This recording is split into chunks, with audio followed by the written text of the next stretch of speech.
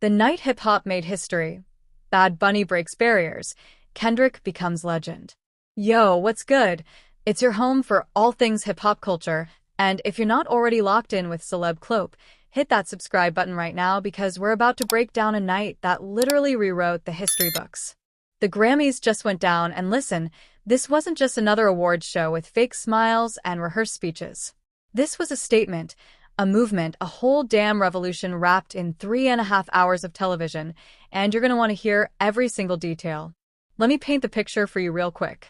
The music industry's biggest night just turned into the biggest political statement we've seen in years. From the moment artists started walking that red carpet to the final award being handed out, there was an energy in the air that you could cut with a knife. And at the center of it all, two names that have been carrying the culture on their backs, Bad Bunny and Kendrick Lamar. But before we dive deep into what went down, if you're about that hip-hop life, if you live and breathe this culture, make sure you're subscribed to Celeb Clope because we're the ones keeping you in the know when everybody else is still playing catch-up. Now here's where things get real interesting. Bad Bunny, the Puerto Rican superstar who's been demolishing every boundary in music, just became the first Spanish-language artist to ever win Album of the Year at the Grammys. Let that sink in for a second. The first. Ever. We're talking about an award show that's been running since 1959, and it took until now for them to recognize what the streets have been knowing for years.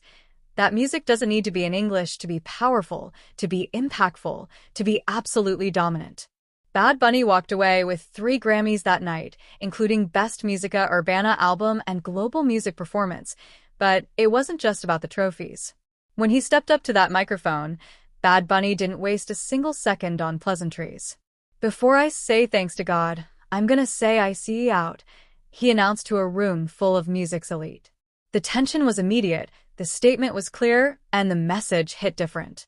He continued, laying it all out there. "We're not savage, we're not animals, we're not aliens, we're humans, and we are Americans."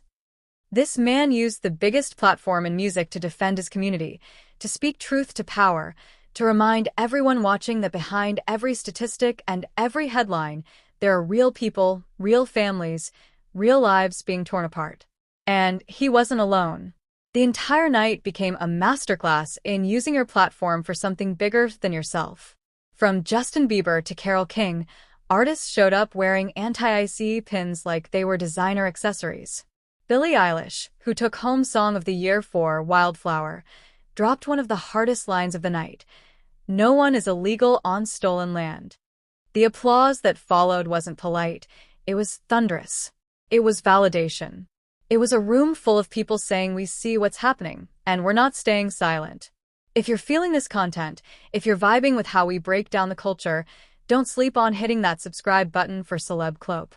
We're bringing you the stories that matter, the moments that define the culture, and the truth that others won't tell you. But let's switch gears and talk about the other giant of the night, Kendrick Lamar. This man just became the most awarded rapper in Grammy history. Read that again. The most awarded rapper in Grammy history. He broke Jay-Z's record by taking home 5 awards in one night, bringing his total to 27 Grammys.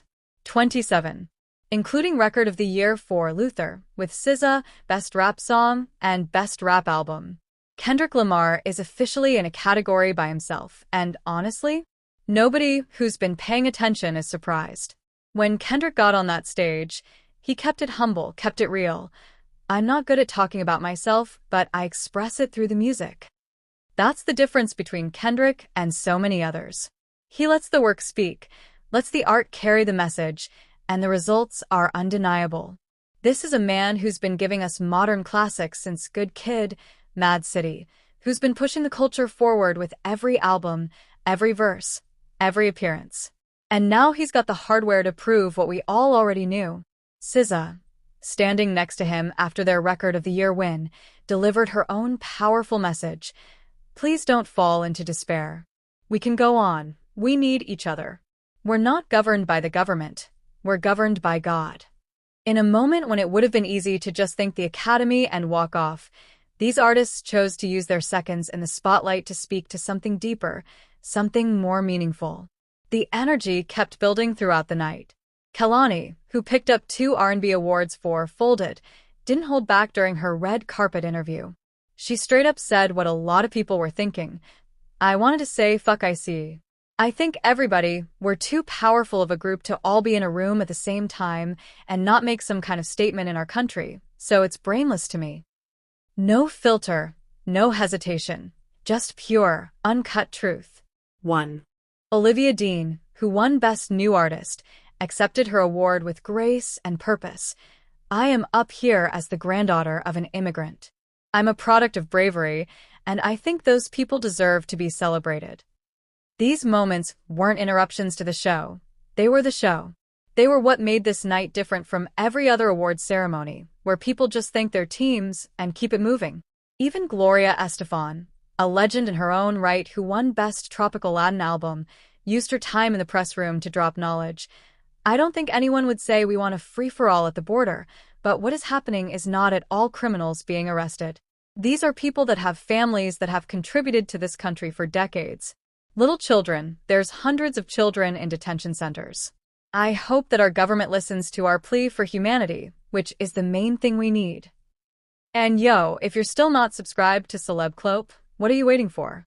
This is where you get the real breakdown, the cultural context, the stories behind the headlines. Hit that button and join the community. Trevor Noah hosted the Grammys for the last time, calling it the best concert money can't buy. He announced he's stepping down because he believes in term limits and wanted to set an example. But he couldn't resist getting a dig in at Nicki Minaj, who's recently been making some questionable political moves. She is still at the White House with Donald Trump discussing very important issues, he joked, and the crowd went wild.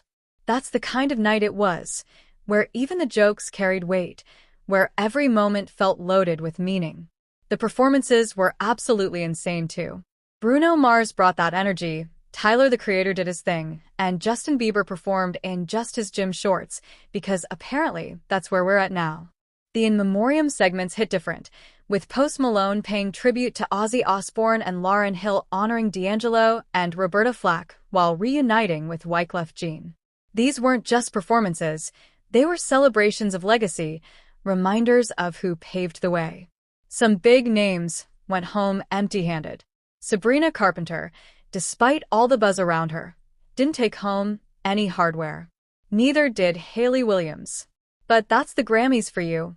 Unpredictable, sometimes controversial, always generating conversation. What we witnessed wasn't just an awards show. It was a cultural moment, a line in the sand, a reminder that hip-hop and Latin music aren't just genres, they're movements. They're voices for the voiceless, platforms for the marginalized, and forces that can't be ignored or silenced. Bad Bunny making history as the first Spanish-language artist to win Album of the Year isn't just a win for him, it's a win for every artist who's been told they need to sing in English to matter. Kendrick becoming the most awarded rapper in Grammy history isn't just about him collecting trophies, it's validation of artistry, of authenticity, of music that matters. The night proved that when artists use their platforms for more than self-promotion, when they speak up, speak out, and stand for something, the impact reverberates far beyond the music. This is the power of hip-hop culture. This is why we do what we do at Celeb Clope, and this is exactly why you need to stay locked in with us. Subscribe if you haven't already, because trust me, the culture never stops moving, and we're always going to be right here breaking it all down for you. The Grammys just showed us what happens when music meets activism, when art meets courage, and that's a story worth following. Stay tuned, stay woke, and we'll catch you on the next.